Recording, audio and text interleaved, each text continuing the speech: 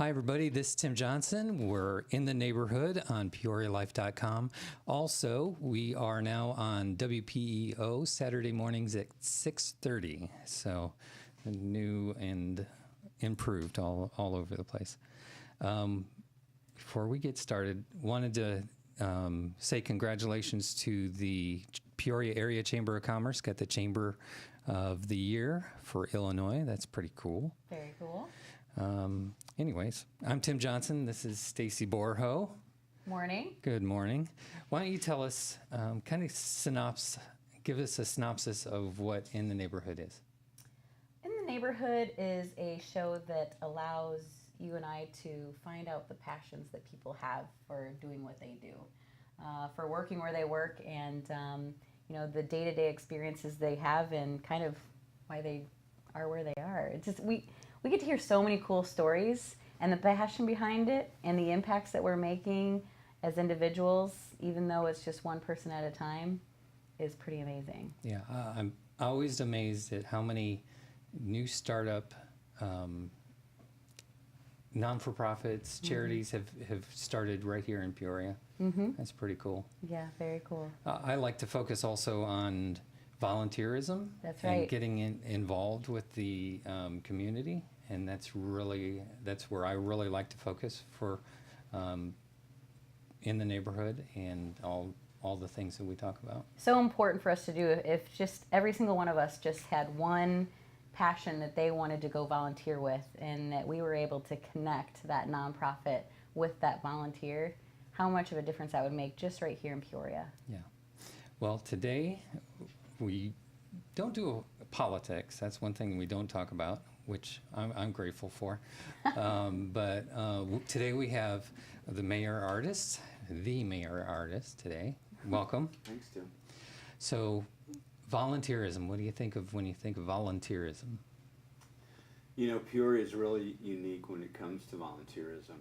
We talk about this a lot in the community, but when you sit back, and you guys have been very involved in the community for a long time too, but when you think about all of the different not-for-profits in this community and how many people volunteer to help them and how successful they all are, and there's a lot of kind of cross-pollination. I mean, you see a lot of people that you see at events for different ones, and they're all successful, and it seems like they all set records in fundraising and what they're doing every year. And you start just ticking them off, and sometimes I'm reluctant to do that because you won't tick one off, but literally it would take you probably 20 minutes if you had a list of everyone in the community, what they are. But just think about, I'll just throw out a few. Boys and Girls Club, St. Jude, Easter Seals, Peoria Promise, Crittenden, and on and on and on. And as I'm thinking of those, I'm thinking of others that I don't want to forget. But my point is, we have all these groups that are doing so much good work in our community, the good majority of it needing volunteers to be successful, and they get it done. It's incredible. Our very giving community in time and talent. As far as the city of Peoria, what kind of volunteers do you have that are involved with just the city itself? Well, we have, I don't even know what the number is anymore. We probably have close to 50 or 60 different commissions. Everything from beautification along the riverfront to police and fire commission to the civic center to Springdale Cemetery. I mean, all these volunteer commissions are comprised of people in the community that have passions in different areas that want to serve on these boards. And the boards, a lot of them are really important when you come to zoning or liquor commission, or those that the city council relies on for background for the decisions we make. But a lot of the other ones are almost more social in nature. Sister City Commission. So we have 4 sister cities and other perspectives. But these folks are just really passionate about the relationships we have with people around the world. So and we encourage people that want to get involved in stuff in the city too. You can go to our website, you can look at all the different commissions that we have, and fill out a profile sheet, which is basically just your contact information. And then you can tell us, which commission you'd like to serve on if an opening comes up. Yeah, that's cool. Yeah. What website is that? It's the City of Peoria website. Okay, great. That's cool. So how did you get to be doing, I mean, when you were younger, did you think that you would be here today? No, and that's probably a question that is most asked, is how, especially with just kind of the flavor or the feeling that people have about politics these days obviously isn't real good for obvious reasons. And I appreciate the fact that you guys don't talk politics on this show, but I think there's just a lot of frustration in general. Sure. Not so much here at the local level, just because it's more grassroots and they can see things actually getting done versus a lot of times in Springfield or Washington D.C. But it's a kind of it's not really a funny story. It's funny to think that it stuck with me. But when I was very young, 10 years old, my father was on the city council. He served for one term. Okay. But I vividly remember being 10, 11 years old, and every once in a while I'd go to a meeting with him and sit in the very back of the council chambers and just observe and watch. And I was really fascinated with how these folks sat around the horseshoe and had these discussions that they made local ordinances and discussed new businesses that wanted to come here and how they were gonna try to help them and things like that. It was I don't know why, it was maybe a sickness, but I found it kind of fascinating. And even though he only served one term, that really kind of piqued my interest in government and politics. And I followed it throughout many years. And had an interest in it, not from an elected standpoint, but just interested in government at state and federal level. And long story short, many years later, and there were open positions as an at-large council member, and I talked to my wife, and she knew I always had kind of I don't know if it was passion at that point in time, but a real interest in local politics. And we talked about it, and I ran in 1999 for at-large city council member, and a few years go by, and here we are. You were at-large city council member, and now you're at-large mayor. Yeah, I did. I was elected twice and did 6 years as an at-large council person. Then in 2005, I ran for mayor, and I'm just finishing up my 3rd term. Wow. Yeah. So, where do you think you've made the biggest impact for Peoria? That's hard to say. A lot of people will talk about, what you've done, or what you want your legacy to be, maybe. And to be honest, that really hasn't crossed my mind. I think about a lot of things that have gotten accomplished over, almost 18 years, and I mean, none of which I can take sole credit for. I mean. And it's the truth. I mean, these things, all the things that happen are shared with our staff. Does a heck of a lot of work. Council members work very closely with the mayor's office and vice versa. And there's a lot of things that have happened. Some of them controversial, some of them not controversial.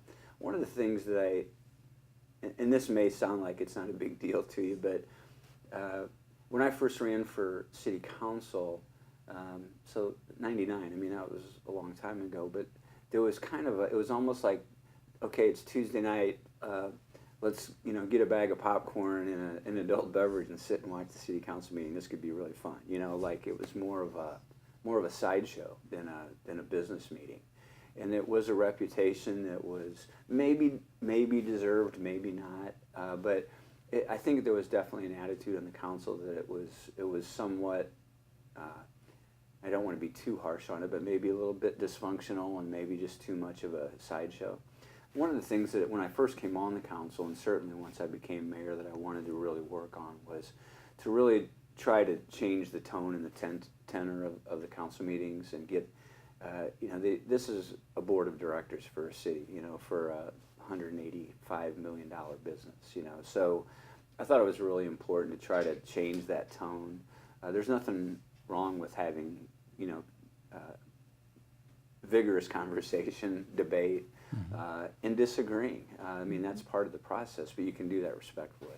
And I think that's something that, probably 98% of the time, maybe 99% of the time, is happening right now. I mean, we have some pretty good debates. Everybody has an opportunity to express their views and try to, weigh the others on a direction they want to go on a certain item. But you don't see the personal attacks and the snide comments and that kind of stuff that used to happen at city council meetings. So that's not a we got this project done and we got that project done, but it's more of a how the actual process works and how at least the discussion is people in the community may or may not agree with some of the decisions that were made, but I don't think that they can ever say that debate was limited. Everybody didn't have an opportunity to express their opinion before the council made their decision. That's very important. I mean, you don't think about that, but that's awesome that you did that, because the structure and being able to feel safe that you can come in, because that could have also put in some fear factors for people to present their case. Yeah, and it doesn't happen overnight. I mean, it's something where you course. don't just say this is the way it's going to be from now on, because you have people that liked that. They liked that form of kind of like organized chaos. Some people thrived in that. But I don't think that it gave a real good. The perception was that it was just a little bit of a sideshow, and that's not what it should be. I mean, it's serious business, and we smile every once in a while, but it's more important to go in there and get the business done and move along. I know you're fighting what's going on in Illinois as a whole with Illinois government, and I know this kind of stepping into the politics a little bit, but how do we make Peoria better even with those circumstances? I think we are. In spite of I don't even know what adjective to use to explain state capital or our federal capital anymore, I do think that we are moving along in spite of that. And we don't get anywhere near the assistance we used to do from the state and federal governments because they're both broke. The city is, we have a fund balance, but it's not what it needs to be. But we're, at the local level, we pass a balanced budget every year. We don't borrow money to do a budget like Springfield and Washington, D.C. does. So we literally have to live within the means of the revenues that we bring into the city.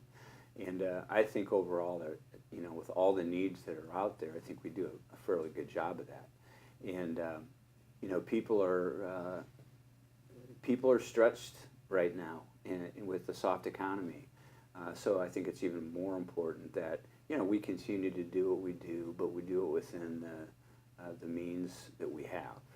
So, when projects come forward, we discuss them. I mean, if it's something safety in the community, we make adjustments to the budget to pay for, what needs to be done. And I think that there's movement on a local level. You can actually see things happening, see things getting taken care of that we're not seeing at a state and national level. From our viewpoint, we're seeing a lot more volunteers and organizations step up to the plate that haven't. I know they're also hit by some of those budget cuts, but I'm seeing a lot of volunteers that are stepping up and helping where the state used to. Yeah, I mean, in tough times like that, when the economy is going good, not-for-profits or, there's always more of a need than most of them can supply. But, when the economy is good, it's usually a little bit easier for them to do whatever it is that they're doing. But, when the economy's struggling like it has been for, a longer time than we've ever experienced before, it really takes a toll on not-for-profits. So, in many cases where they're not bringing in the revenues that they'd like to bring in, a lot more people say, hey, I might not have as much disposable income for whatever reason, but I have time. And time is value. And if if the not-for-profits had to pay for all the volunteer time that they get in our community, most of them wouldn't probably be able to survive. So that is a good thing. And kind of going back to where we started, there's so many people in this community that give of their time and talent. And the treasure is kind of a, if they have the cash to do it, that's great. But time and talent is, when you try to put a monetary value on that, it's pretty hard. But it adds up to a lot for the not-for-profits that really need the help. Yeah, we see volunteerism changing people because they come into it, maybe a little bit pious coming into it, but when they're in it, it changes them because of, what the need is and the things that they do to help them out. Mm-hmm.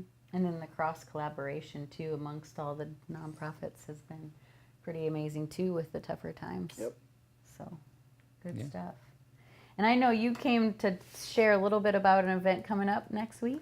Well, yeah, I know you guys, when you were talking with the Dream Center folks, you probably talked about it a little bit, but, we're doing it's a first-time event that we're going to try this year. It's a roast. I think, a lot of us have seen roasts of movie stars or actors or, high-profile people before. So we're going to kind of bring this down to a local level, and we're going to have a group of people that are going to roast our former Secretary of Transportation and former United States representative for the 18th District, Ray LaHood, who's been very generous in allowing us to lampoon him a little bit.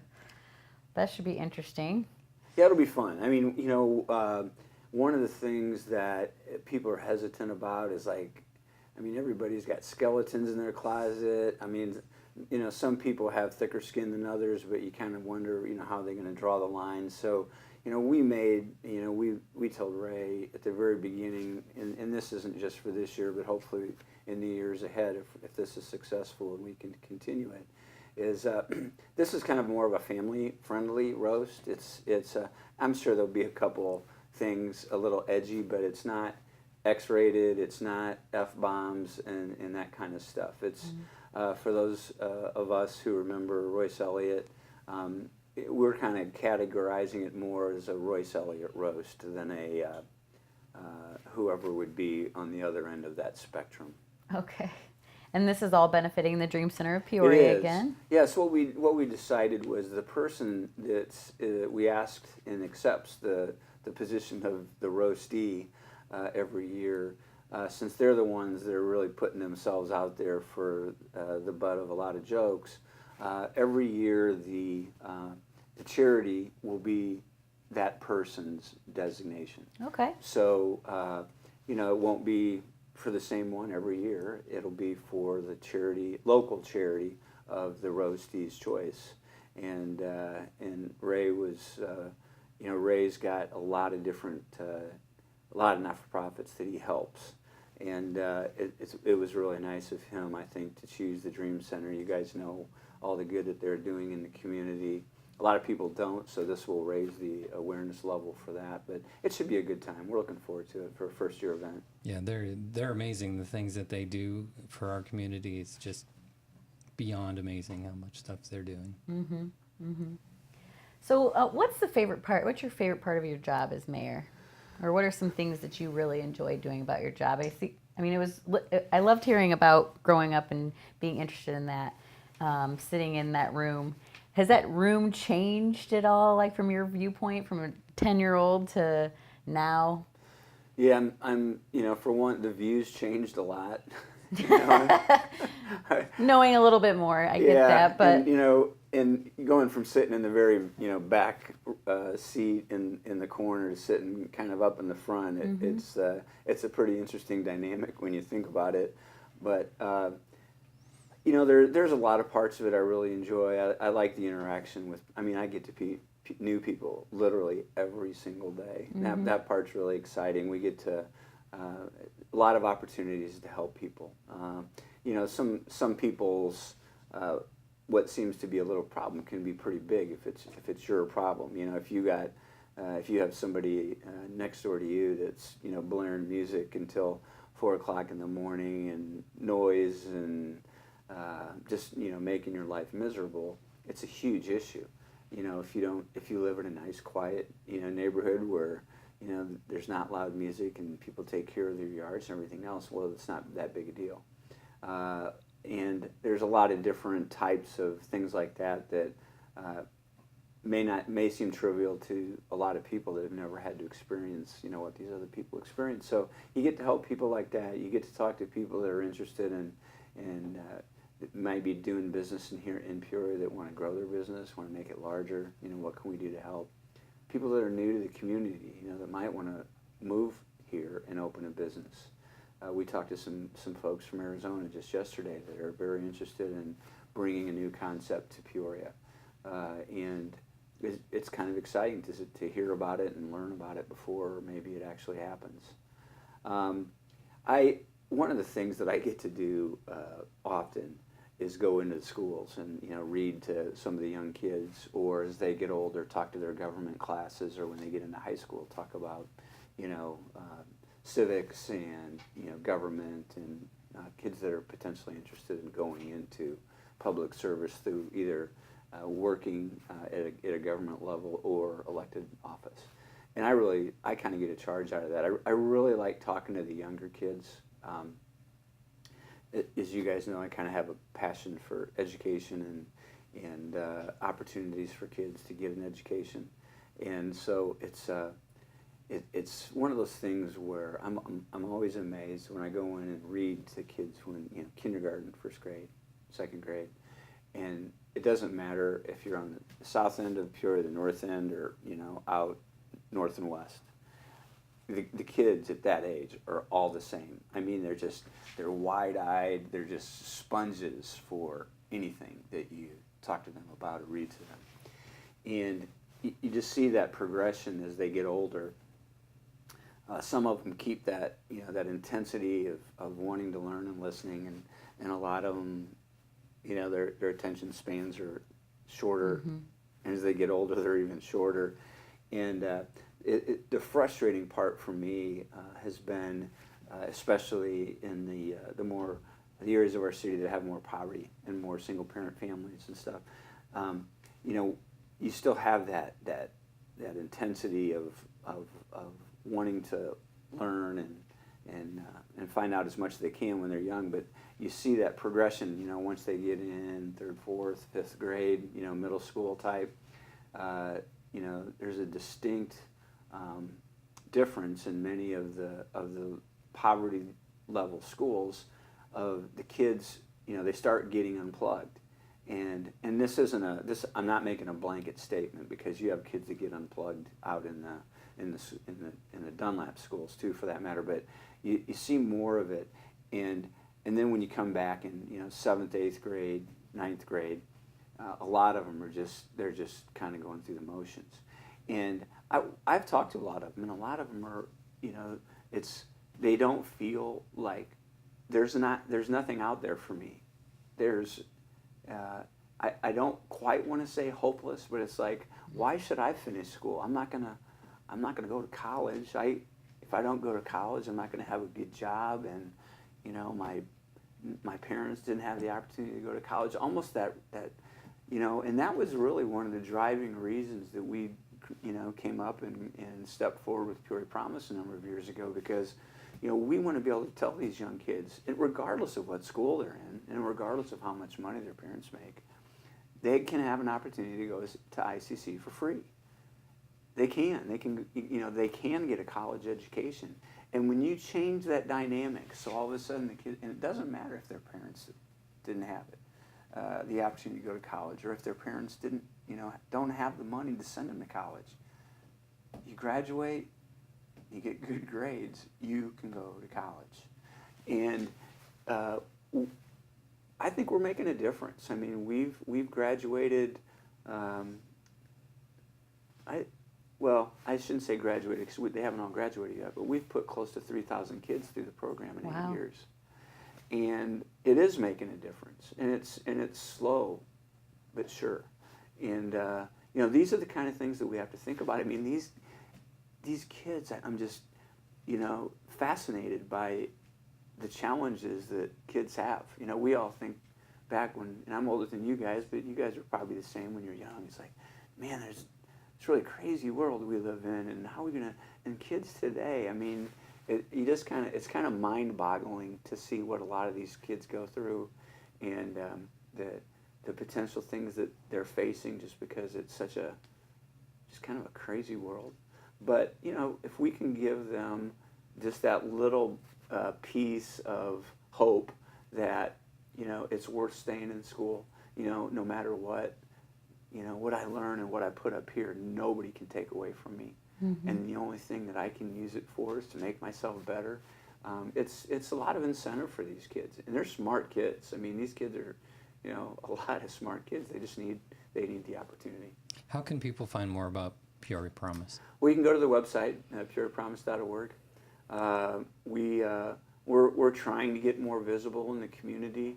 I mean, when we're talking about a lot of the volunteers and a lot of the not-for-profits, a lot of people think of the big dogs, the Easter Seals and St. Jude and all of them.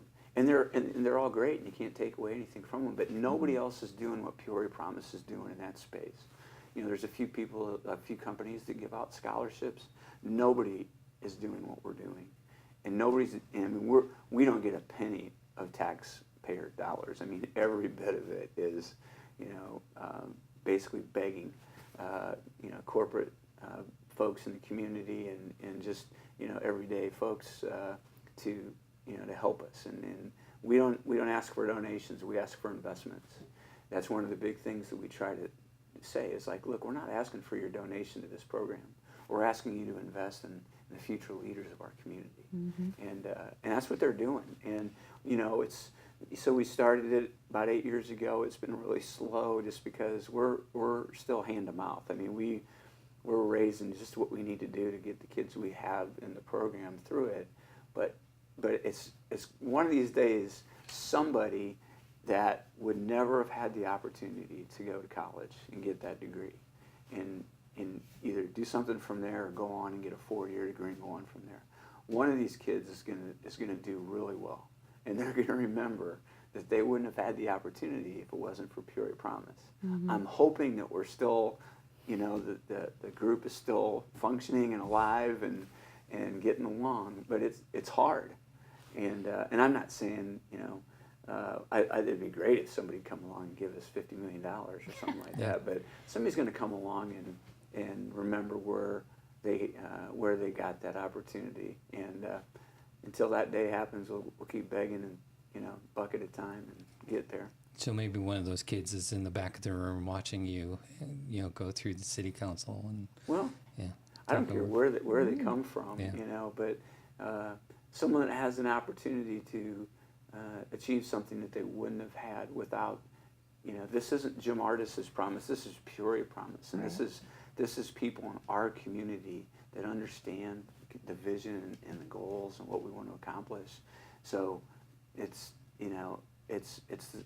what it is. That there's so many good things about this community, and I continue to say and just praise that, and we're blessed. We really are, but. Mm-hmm. The community really has to put education of our kids, all of our kids, at the top of the priority list.